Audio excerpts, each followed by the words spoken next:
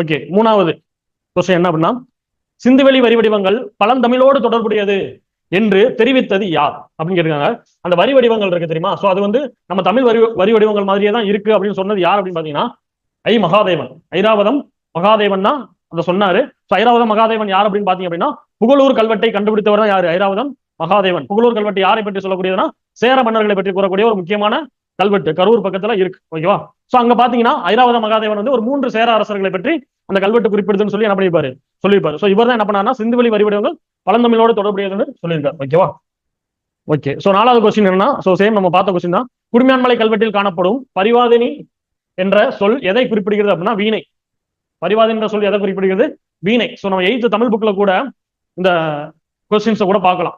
ஓகேவா, ஓகே. 5வது கொஸ்டின் என்ன அப்படின்னா, ரோமானிய தொழிற்சாலை கண்டெடுக்கப்பட்ட இடம். ரோமானியர்கள் கூட வர்த்தகம் நடந்த இடமே என்னதான், அரிக்கமேடு. முக்கியமான இடம் அரிக்கமேடு. சோ அவங்க அங்க தொழிற்சாலை என்ன பண்ணாங்க அப்படின்னா கண்டுபிடிக்கப்பட்டாங்க.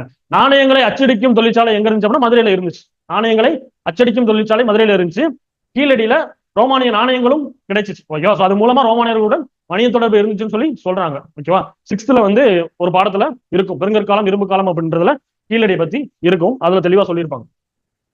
ஓகேவா, கீழ்காணும் கூற்றுகளில் கீழடியை பற்றி சரியான கூற்று எவை. ஃபர்ஸ்ட் கீழடி எங்க இருக்கு அப்படின்னு பாத்தீங்கன்னா சிவகங்கை மாவட்டத்தில் இருக்கக்கூடியதான் கீழடி. ஓகேவா, சோ அங்க வந்து சரியான கூற்று எதுனா, செங்கல் கட்டுமானங்கள் கீழடியில கண்டுபிடிக்கப்பட்டதா. ஆமா, செங்கல் கட்டுமானங்கள் கண்டுபிடிக்கப்பட்டது.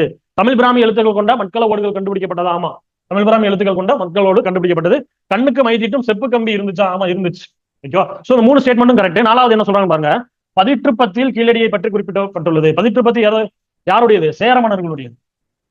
சேர மன்னர்களை பற்றி குறிப்பிடக்கூடிய நூல் தான் பதிற்றுப்பத்து. பதிற்றுப்பத்து எந்த அகழ்வாராய்ச்சியை பத்தி பேசுன்னு பாத்தீங்க அப்படின்னா, கொடுமணல், ஈரோடு மாவட்டத்தில் இருக்கக்கூடிய கொடுமணல் அகழ்வாராய்ச்சியை பத்தி பேசக்கூடியது. கொடுமணம் அப்படின்ற வார்த்தைகள் பதிற்றுப்பத்துல இருக்கு அப்படின்னு சொல்லியிருக்காங்க. ஓகே, அப்ப இந்த ஸ்டேட்மெண்ட் மட்டும் நம்மளுக்கு தவறு. அப்ப 1, 2, 3 அப்படிங்கிறது சரி. அப்ப 1, 2, 3 அப்படிங்கிறது சரி. ஓகே, சோ சி தான் இதுக்கான சரியான விடை.